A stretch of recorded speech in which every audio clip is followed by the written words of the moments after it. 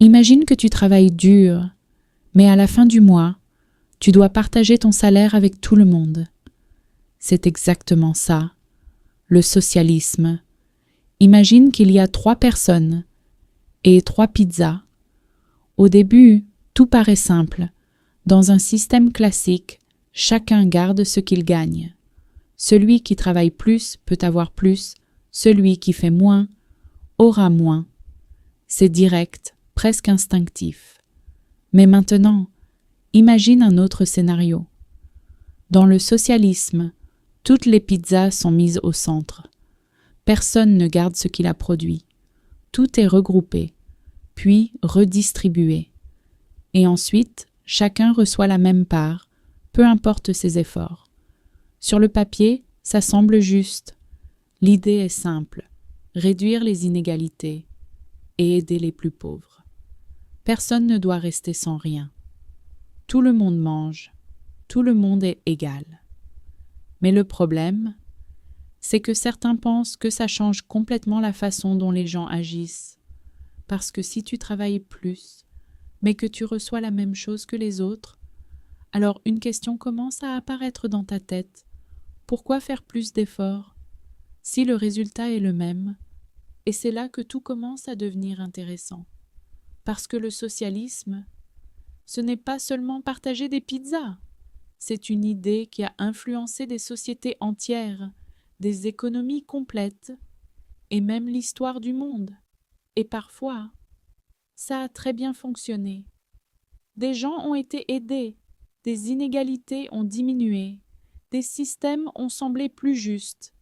Mais d'autres fois, les résultats ont été très différents. Revenons à nos 3 personnes. Au début, tout le monde est content. Tout le monde mange. Personne n'est laissé de côté. L'ambiance est calme, équilibrée, presque parfaite. Mais après quelque temps, celui qui travaille le plus commence à réfléchir. Il regarde les autres et il se rend compte qu'il fait plus d'efforts pour le même résultat. Alors il ralentit. Pas forcément par paresse, mais parce que ça ne semble plus logique de se donner à fond. Et celui qui ne faisait déjà pas beaucoup ne change rien. Pourquoi ferait-il plus s'il reçoit déjà la même chose? Petit à petit, quelque chose change. Moins d'efforts, moins de production, et donc moins de pizza. Au début, c'est à peine visible. Mais avec le temps, la différence devient claire. Il y a de moins en moins à partager. Et là, un vrai problème apparaît. Parce que maintenant, il n'y a plus assez pour tout le monde. Et à ce moment précis, le système commence à être mis à l'épreuve. Et à ce moment précis, tout change. Parce que quand il n'y a plus assez pour tout le monde, il faut prendre une décision. Qui reçoit quoi? Au début, le système était simple. Tout le monde reçoit la même chose. Mais maintenant, il n'y a plus assez de pizza pour que chacun ait une part égale. Alors une nouvelle règle apparaît. On commence à décider. Peut-être que celui qui en a le plus besoin reçoit plus. Peut-être que celui qui travaille encore reçoit un peu plus. Ou peut-être que quelqu'un d'autre décide pour tout le monde. Et c'est là que le vrai pouvoir entre en jeu. Parce que dans ce système, quelqu'un doit organiser la redistribution. Quelqu'un doit dire qui mérite quoi. Quelqu'un doit contrôler les pizzas. Et cette personne, ou ce groupe, commence à avoir beaucoup de pouvoir, parce que ce n'est plus seulement une question d'égalité, c'est une question de contrôle. Au début, ça semble logique. Après tout, quelqu'un doit gérer la situation. Mais avec le temps, les règles deviennent plus complexes, plus strictes, plus difficiles à comprendre et surtout, plus difficiles à contester. Parce que si tu n'es pas d'accord, tu es vu comme quelqu'un qui ne veut pas partager, comme quelqu'un d'égoïste. Et peu à peu, les gens commencent à se taire. Pendant ce temps, il y a de moins en moins de pizzas, moins d'efforts, moins de motivation, moins de production. Et maintenant, un autre problème apparaît. Les gens commencent à manquer, pas seulement de pizza, mais d'opportunités, d'envie, d'énergie. Et là, une nouvelle réalité s'installe. Ceux qui contrôlent la distribution commencent à avoir plus que les autres, pas forcément au début, mais progressivement. Parce qu'ils décident, ils organisent, ils contrôlent. Et quand tu contrôles les ressources, tu contrôles tout. Alors une nouvelle question apparaît. Est-ce que tout le monde est vraiment égal? Ou est-ce que certains deviennent plus puissants que les autres, d'une autre manière? Et pendant que cette question grandit, les gens, eux, commencent à ressentir quelque chose, de la frustration, de l'injustice, mais aussi de la peur, parce que dans un système où tout est contrôlé, changer les choses devient difficile, très difficile.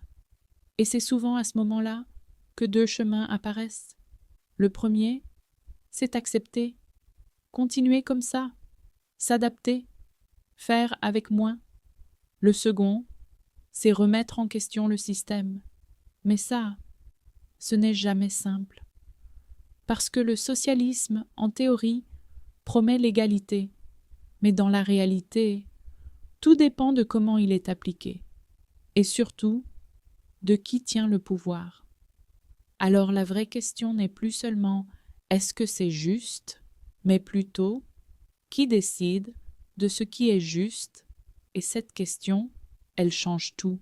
Et cette question, elle nous amène à quelque chose de très concret, parce que le socialisme, ce n'est pas juste une idée, ce n'est pas seulement une théorie avec des pizzas, c'est quelque chose qui a été appliqué dans le monde réel, dans plusieurs pays, à différentes époques et avec des résultats très différents. Prenons un exemple simple.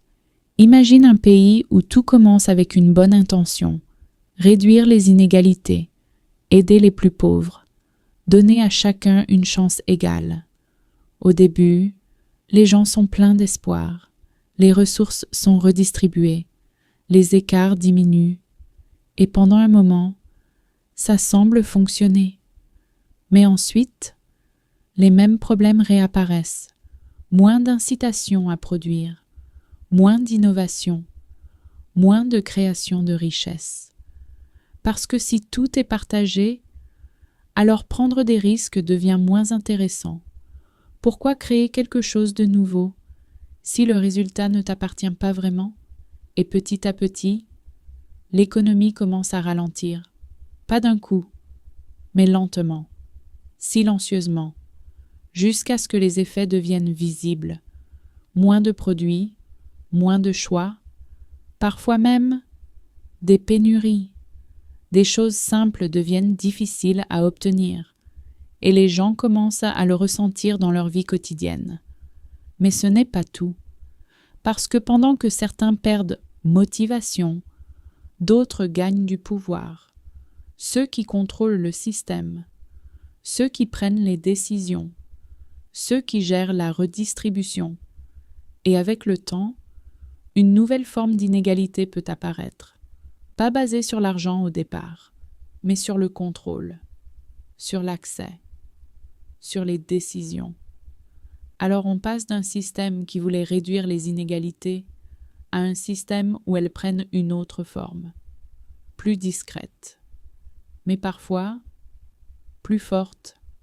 Et c'est là que beaucoup de débats commencent, parce que certaines personnes disent « le problème, ce n'est pas l'idée,